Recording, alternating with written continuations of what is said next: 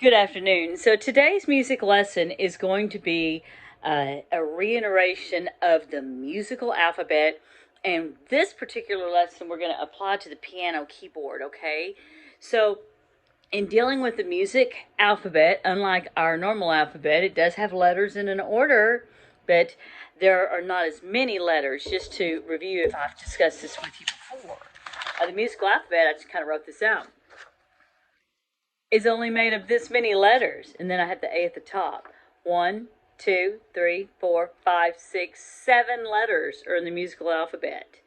As you go up the scale or down the scale, if we were to go up the scale, we have A, B, C, D, E, F, G, A. You may be looking at that backwards. I hope you can see it. But as you play up that, you can also play it, of course, on your keyboard. For practical purposes, I've got my portable keyboard. So if we found an A, it's not going to be the same pitches. Uh-oh. Oh. I got to be smarter than technology, don't I? A, B, C, D, E, F, G, A, G, F, E, D, C, B, A. Now, it's not going to sound the same as A, B, C, D, E, F, G, because those notes are different, okay? How does that apply to me, Miss Beth? Well, being able to read and say the notes up and down is good so that you know what note you're on while you're playing it. That's really important to know what note you're on while you're playing it. A lot of kids will sometimes say to me, "Oh, I'm ready to learn this song. How's it go?" And the truth of the matter is, as you're looking at the notes, we want you to be able to show the audience or show me how it goes instead of me going, "Oh, it sounds like this," and then you're imitating it. Instead, you're reading it. And this is the beginning of that, knowing that musical alphabet. That's really important. Now, what would be a good exercise to learn the musical alphabet? Well, you could memorize it, like spelling words. You could memorize it going up and down. That would be nice. You say at a tempo. A, B, C, D, E, F, G, A, and then go back down. G, F, E, D, C, B, A. That would be awesome. You don't have to start on A. Musical alphabet can start on different letters. You could start on B and say it that way.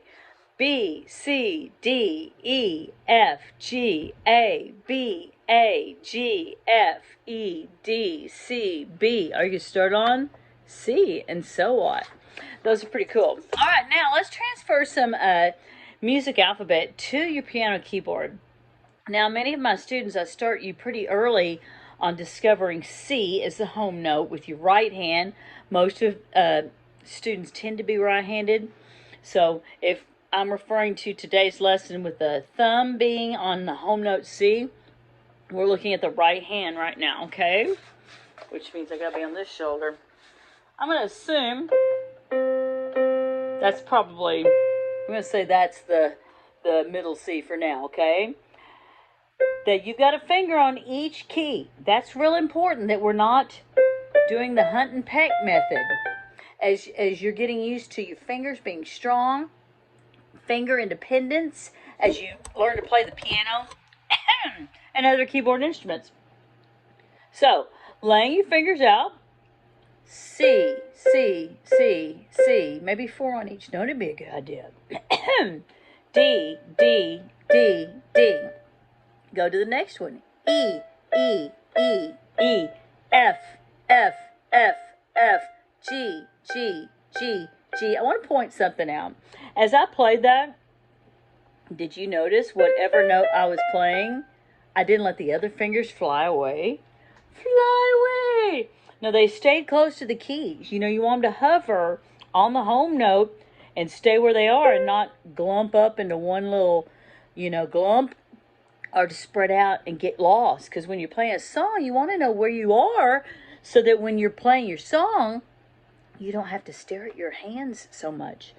Because ideally, you're going to be looking at your music paper, which would be in front of you, or you may have it memorized. But at the audience, when you're playing later, you want to be playing. You don't want to be like this, and all they can see is this. How do you do that? You get used to what this spacing feels like with your fingers, and that your fingers are over each note. That's also good to know that spacing, because that way, notice we're not labeled, right? And that makes it easier to transition into not labeling. All right, so C scale is a common scale that I have a lot of my students use for warming up. C, D, E, F, G, G, F, E, D, C. And of course, the arpeggio, which is 1, 3, 5. That's with the first note. See, I skipped the second one. The third note, that's how I came up with the number 3. 5 is going to be the fifth note. 1, 3, 5, 3, 1. That's the name of that arpeggio. And then together is the chord. Okay.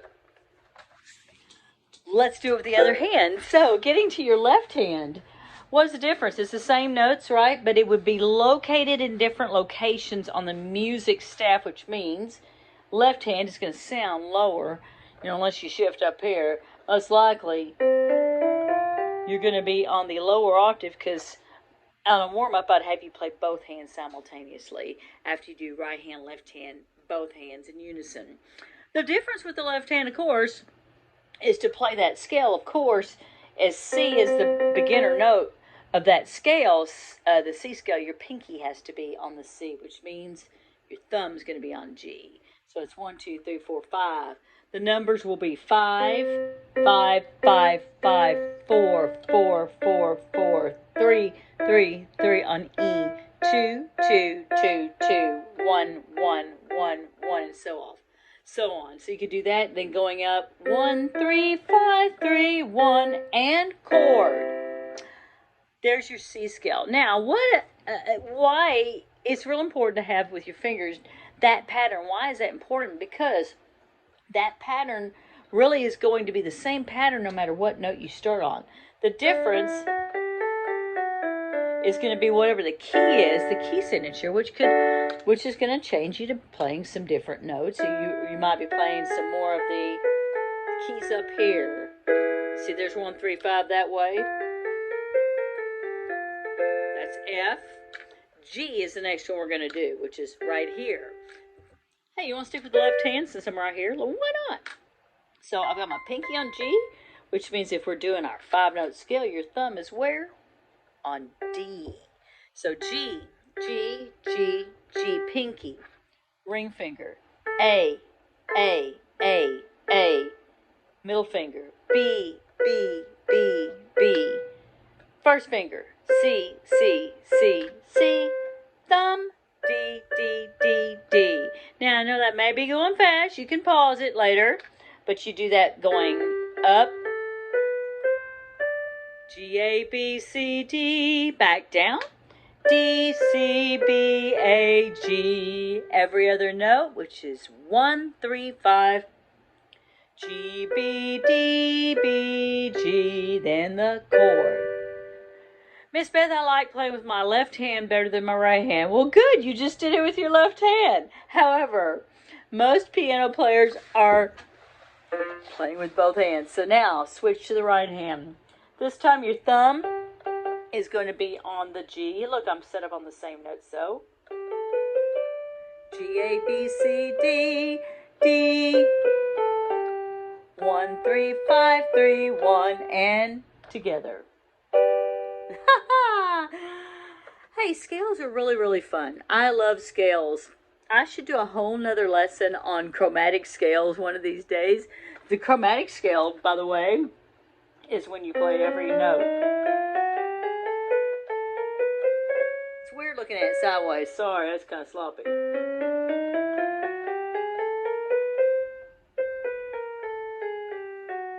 That's probably not how you finger that, right? There we go. That's a chromatic scale, though. Hey, you've got your C scale, you got your G scale, and you have some warm-ups. You may have a song that you're working on. That'd be awesome. If you are, let's try to make sure that you are doing it with good hand position, real important, over the keys. We're not doing the 1 or 2 finger thing. If you got a 3-note song, you're using 3 different fingers. You could use these 3 or these 3, as long as you're not doing this.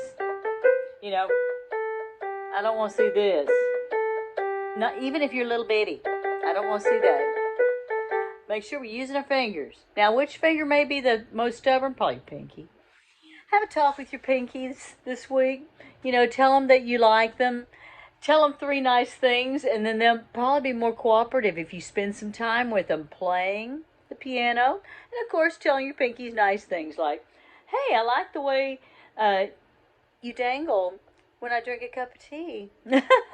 Or whatever will make you happy, all right? Whatever makes your pinkies happy. Happy practicing.